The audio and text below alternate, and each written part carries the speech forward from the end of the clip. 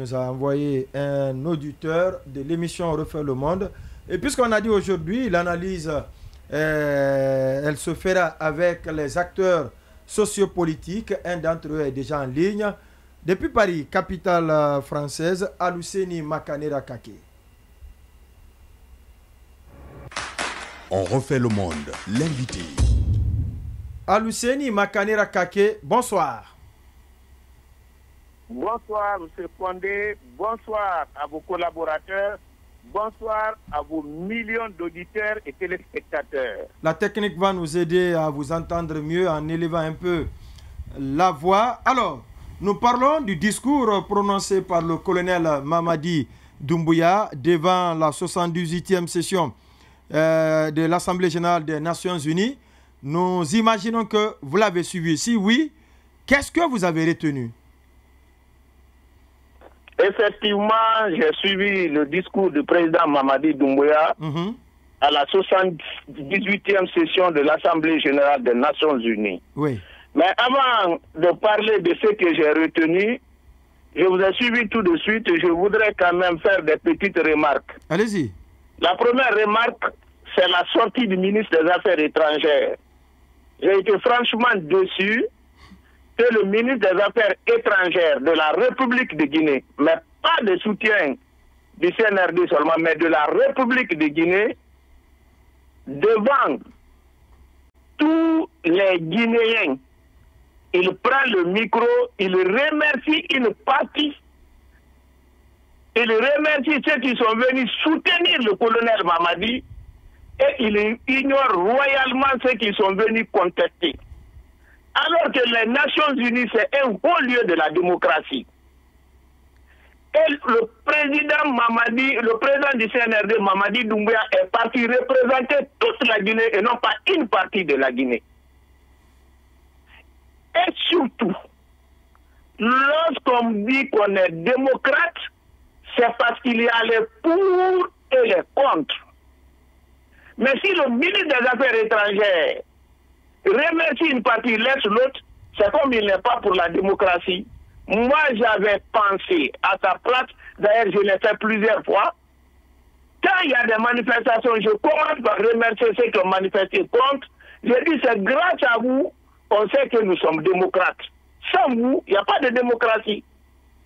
Donc ça, c'est ma première grande remarque. Ce qui fait qu'aujourd'hui, je ne suis pas surpris de ce que j'ai trouvé dans le discours du colonel Mamadi. Ma deuxième remarque, j'ai vu des commentaires et les réactions de certaines personnes comme si le débat que nous menons aujourd'hui, c'est contre ou pour Mamadi Doumbouya. Non, le colonel Mamadi Doumbouya n'a pas parlé à son nom.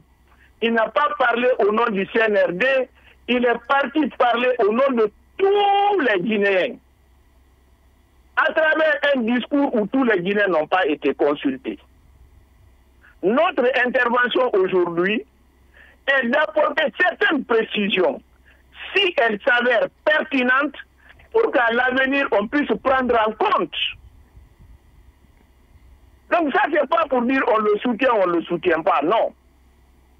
Ça, j'ai voulu faire ces remarques-là. La troisième remarque importante, et ça, c'est pas seulement pour le cas guinéen, j'ai remarqué en Afrique, on a toujours un peu de complexe en tenant les discours. C'est-à-dire ce que nos anciens ont dit quand ils étaient dans l'esclavage, le colon blanc était là, nous continuons à dire la même chose. C'est-à-dire on ne peut avoir la liberté que par la permission des Blancs. On ne peut avoir une indépendance économique que par la permission des Blancs. Moi, je pense que ça, c'est catastrophique.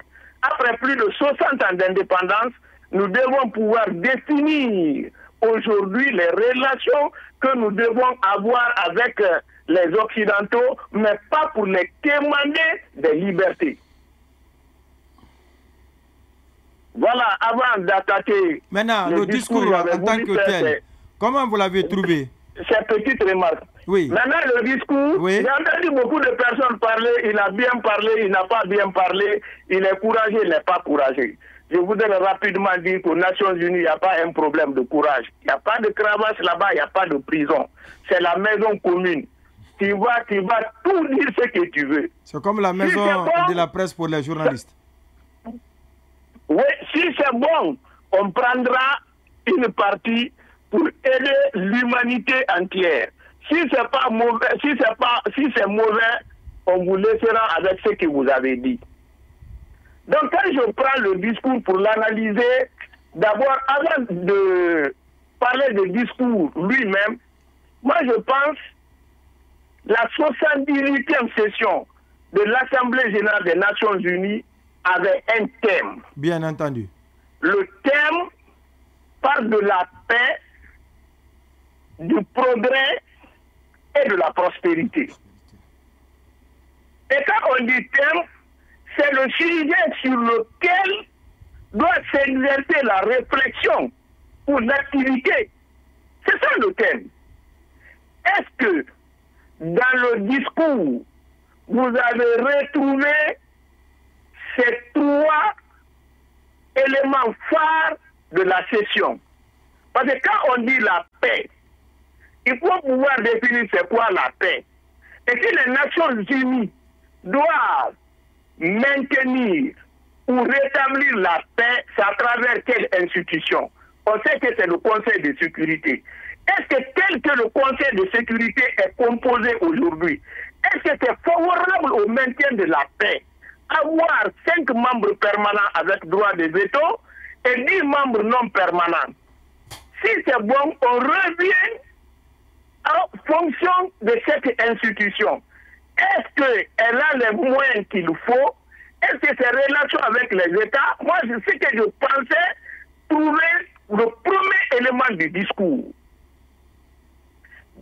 Après le Conseil de sécurité, on a les institutions spécialisées des Nations Unies qui ont des compétences dans les domaines. Parce que lorsqu'on dit prospérité, lorsqu'on dit progrès, par exemple progrès, développement, nous avons le FMI, la Banque mondiale, nous avons les banques de développement BIRD, nous avons IDA, nous avons FAO, nous avons beaucoup de ces institutions.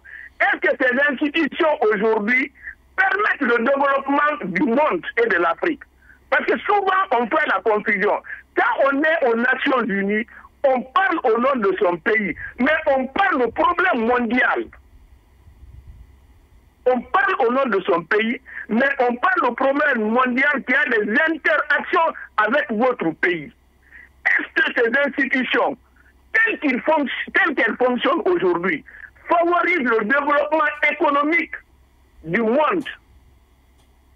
Et est-ce qu'il y a un équilibre entre les différents États, entre les différents continents? Si ce n'est pas le cas, qu'est-ce qu'il faut pour améliorer ça? Vous me suivez? Oui, bien entendu. Oui, mais revenons un peu sur le discours, oui. Oui, j'ai une question qui va ramener dans le discours. Maintenant, voilà, moi, la manière dont j'ai pensé qu'on allait traiter le discours. Maintenant, si on n'a pas traité le discours comme ça, moi, je pense que c'est comme si vous donnez un sujet de géographie à votre élève et qu'il traite la mathématique. D'accord. Oui, allez-y. Alors on va vous poser une question là-bas. Parce que lorsque je prends le discours maintenant, le discours maintenant. Le discours, moi, j'ai retenu 4 points essentiels. Très rapidement. Oui, le premier. Rapidement, le premier point du discours, le discours a un caractère révolutionnaire. Révolutionnaire des années 58, où il faut aller en affrontement avec les Occidentaux. Oui. Moi, je pense qu'on a dépassé ce stade-là. Si on pouvait vivre sans eux, on allait vivre sans eux. Mais aujourd'hui, on est obligé de vivre avec eux. Il faut avoir un autre langage. Mais là où il y a la contradiction, d'une part, on veut les rejeter complètement, mais d'autre part, on les témoigne de la liberté.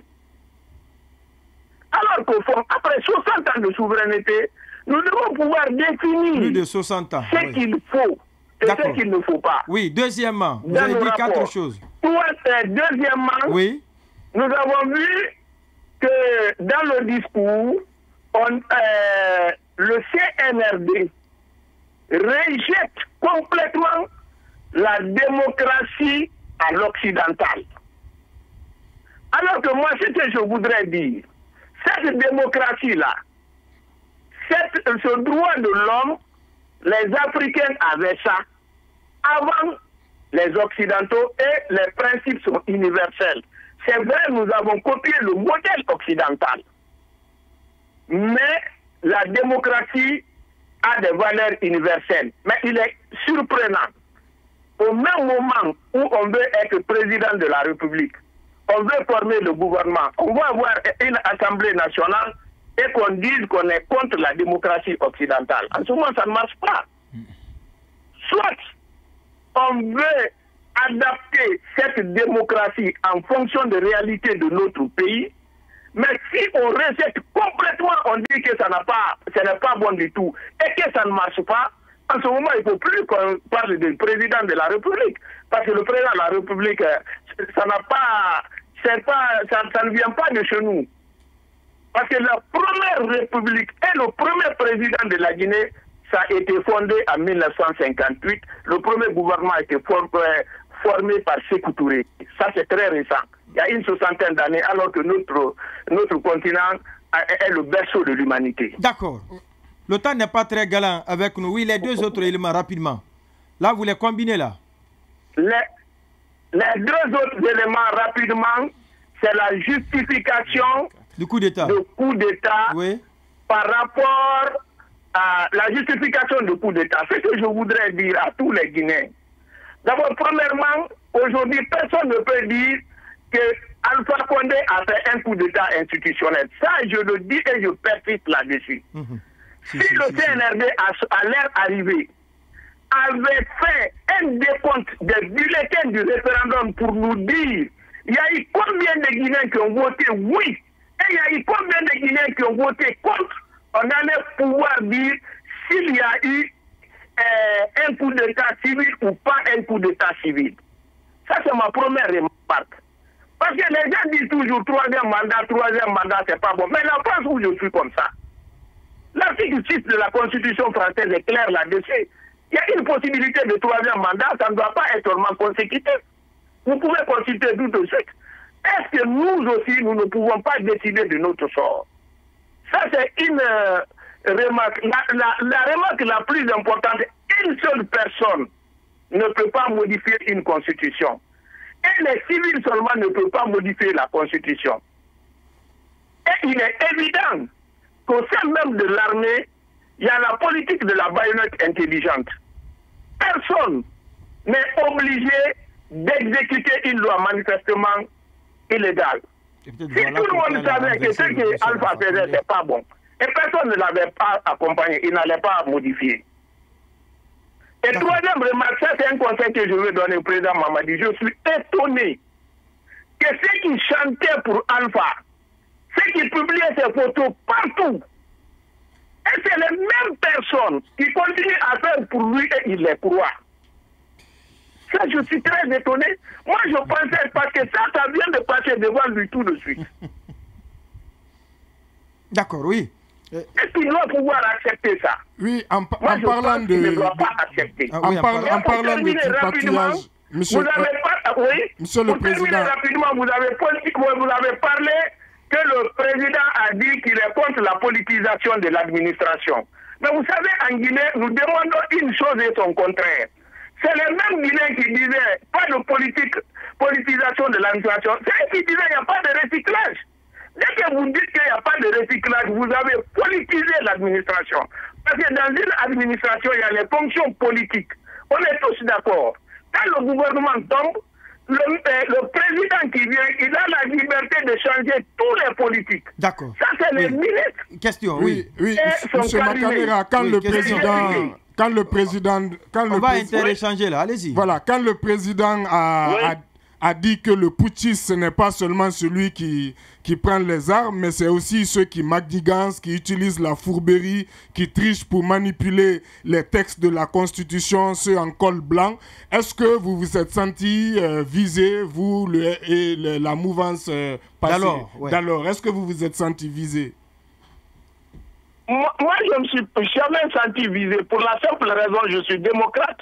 C'est un principe que je défends partout. Pour moi, la démocratie, c'est la possibilité donnée au peuple de choisir ce qui est bon pour lui. Si on avait fait, dès après la prise du pouvoir, on nous a démontré par A plus B que la majorité des Guinéens étaient contre le référendum, j'allais être visé.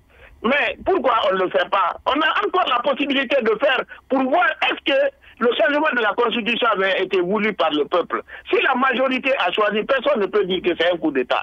La patrie où je suis comme ça, le droit de l'homme de 1789, quand De Gaulle a décidé de renforcer son pouvoir, il est parti au référendum.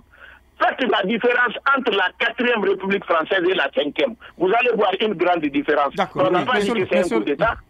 Question suivante, rapidement. Oui, mais monsieur le ministre, quand vous dites qu'il n'a pas abordé le sujet, il a bien parlé de l'insécurité dans le Sahel. Il a bien recommandé que les puissances occidentales laissent aux Africains le soin d'assurer leur défense. Est-ce que pour vous, ce n'est pas un moyen de s'exprimer pour lui sur le sujet qui a été posé, mais plus largement, quand il fait le procès de la démocratie, est-ce que vous ne le rejoignez pas par endroit? On se souvient de votre opposition, par exemple, à la loi sur la liberté de la presse. Vous estimiez que ce n'était pas normal. Et ça, ce sont des fondamentaux de la démocratie. Est-ce qu'il n'a pas raison d'appeler à réfléchir quand même sur les principes démocratiques, sur le modèle démocratique? Vraiment, je suis très content pour vos deux questions. Rapidement. D'abord, le modèle démocratique, moi, je vous ai dit sur le principe, la démocratie est universelle. C'est-à-dire donner la possibilité au peuple de faire un choix libre. N'importe quel modèle qu'il dira, je serai d'accord si ce principe-là est accepté. Maintenant, vous avez dit qu'il a parlé de l'insécurité. Non, dire que le Sahel souffre, tout le monde savait. C'est pourquoi on a dit de partir discuter de ça. Tout le monde, qui ne voit pas qu'il y a la guerre là-bas. C'est-à-dire, quand on a mis comme un thème, c'est comment résoudre, poser la problématique et proposer des solutions. D'accord. Vous savez comment vous dissertez, mon frère. Oui. Vous avez dit que je me suis opposé à la liberté de la presse. Mon frère, non. Aucun ministre de la communication n'a donné la possibilité à la presse et à l'opposition comme moi. À mon temps, j'étais invité, je partais dans toutes les radios et j'invitais l'opposition à aller débattre à la RTG. Mais vous aviez par exemple, vous aviez milité pour qu'on lève la dépénalisation des délits de presse. C'est de ça que je parle. Et ça, c'est un des principes de la démocratie. Est-ce que comme Mamadi Doumbouya, vous ne pensez pas vous aussi que certains principes démocratiques sont à revoir? Parce que vous disiez à l'époque qu'on ne peut pas mettre les journalistes au-dessus de la loi. Mais je suis d'accord. Vous savez, l'homme politique le plus constant en Guinée, c'est moi. Jusqu'à preuve de contraire. Je pense que cette loi est illégale et n'était même pas conforme à la loi, à la constitution guinéenne à l'époque. Parce que la constitution guinéenne disait que tous les Guinéens sont égaux devant les lois. On ne peut pas créer une autre loi qui faisait deux catégories de Guinéens. Mais ce n'est pas parce qu'on a dépénalisé la liberté de la presse qu'il y a la liberté de la presse. C'est pas parce qu'il n'y a pas de dépénalisation qu'il n'y a pas de liberté de la presse. Prenez tous les grands pays là, il n'y a pas de dépénalisation de la liberté de la presse. Partout où vous avez entendu dépénalisation de la liberté de presse, c'est le lieu des dictatures. S'il n'y a pas de dictature, on n'a pas besoin. D'accord. C'est l'hypocrisie simple, mon frère. Alors, deux petites questions rapidement que vous pouvez répondre. Mais je voulais Monsieur Makanera, la première question. Non, donnez-moi 30 secondes. Oui, allez-y. Parce que vous avez posé cette question. Je suis le seul ministre qui a invité l'opposition, qui est parti débattre avec l'opposition, qui a intégralement diffusé sans censurer. Quand j'ai demandé au porte-parole de l'opposition de participer au débat avec moi, il était tellement surpris, il n'en a jamais entendu, alors que lui-même, il a été ministre de la Communication. Il dit, si je pars, vous allez censurer. Il est vivant, il est là-bas. C'est Aboubacar Sylla. J'ai dit, mon frère, venez débattre. Il dit, je ne viens pas dire, je dis, donc, venez débattre avec moi. Demandez à Sylla si je l'ai censuré. Moi, je suis différent de la plupart des politiques. Ce que je dis dans ma bouche, c'est ce que je fais. Je ne peux pas dire A, je fais B. Aluseni Makanera Les failles sont passées, le secrétaire général de l'UFDG est passé, les archives existent, vous pouvez consulter partout. Alors, on va aller à la pause. On a aussi parlé de dépénalisation. On va aller à la pause, on se reprendra tout à l'heure.